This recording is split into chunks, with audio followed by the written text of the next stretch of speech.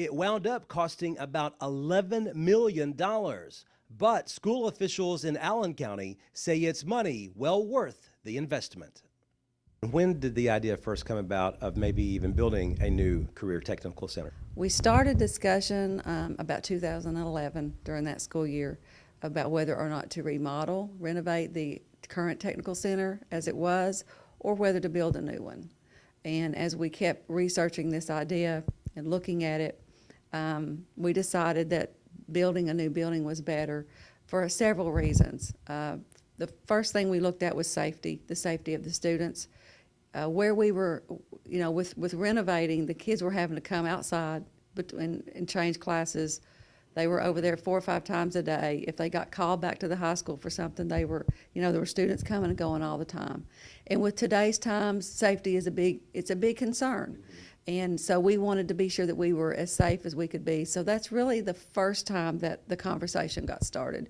And then we started looking at other pros and cons. Something else we noticed was that if we wanted to renovate or build, if we wanted a building that met the current industry standards in equipment and technology, the building that was built in 1969 really did not have the infrastructure for us to do that.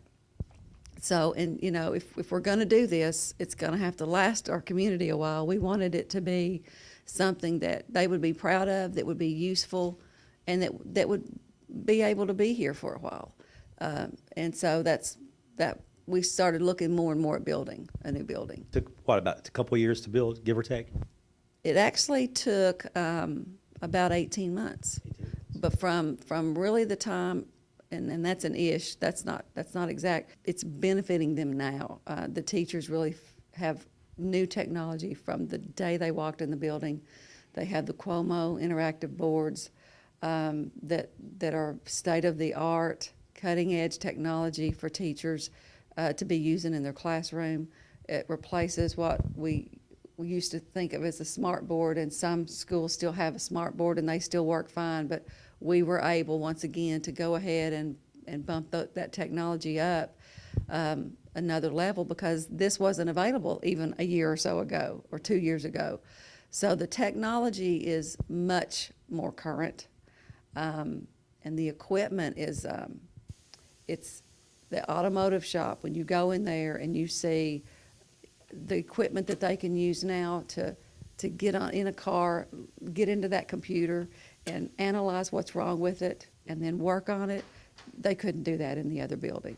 So immediately, as soon as the students got here, the equipment and the technology was waiting for them, and they were able to go ahead and start putting that to use.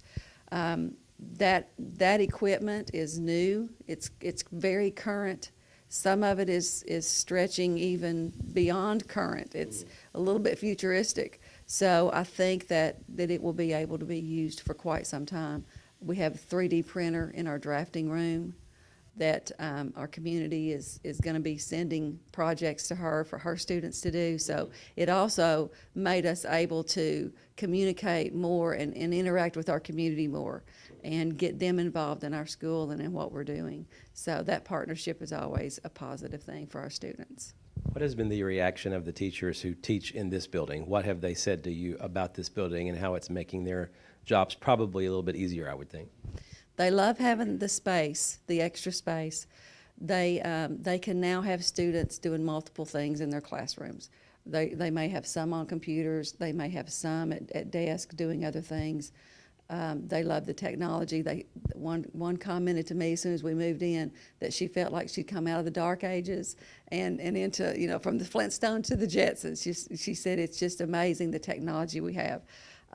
So that's two big things. The shop classes, our industrial maintenance and automotive, have got a separate classroom, and it's big enough to accommodate the number of students they have. And the other one, we sort of built a classroom into the shop, and it was a teeny tiny little space. It was not big enough for them to really utilize that classroom. So now they have the Cuomo interactive boards. So, Mr. Spears has got a virtual welder hooked up to his Cuomo board. So students can practice that before they actually go out to use a real welder.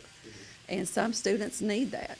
So they just have so many more opportunities for their students to use technology and to use equipment, and they have a lot more space. And that was a big thing for them. As far as the students are concerned, do you think, have you all noticed a difference in them, maybe how excited they are, maybe even to come to school? They are. Most of them, when they first started coming through the building that first week, they were amazed. You would hear them, and they would say, "This is so awesome." They really, and I think they really do appreciate it. And maybe a couple of years down the road, they will take it for granted like they do most everything else. But right now, coming from that old building and into the new one, you know, this is the group that's really getting to see firsthand the difference between what they had and what they have now. And they will tell you that that it's awesome and that they love it. And a lot of them are using that equipment, and they want to learn. They want to be over here. They want to learn it. And they're, you know, I'm just excited that we have the current technology and the current, we're meeting industry standards so that they are learning what they would do if they went out into the workforce. And some of them are getting ready to do that in a couple of months. So that's very exciting. Yes, they're proud of it. They're very proud of it. Speaks pretty well for our school system, don't you think, that maybe isn't one of the biggest in the state, and now you have this? Yes, it does. And it, you know, it speaks to me as a career and technical education educator that they put this much emphasis on career and technical education. And at one time that maybe would not have been the case. But in our country now, I think they're beginning to come back around and see that we're relevant. We have something to offer. Even if you want a college education, you still can come here and learn a skill and take that to another level if you so choose. But I think that shows that our Board of Education, our superintendent, respects what we do and sees value in it. And that's very important to us. As well, it should be. Combining the past with the future. That's what they're doing at Allen County Scottsville High School. Reporting in Allen County, Barry Hyatt, NCTV.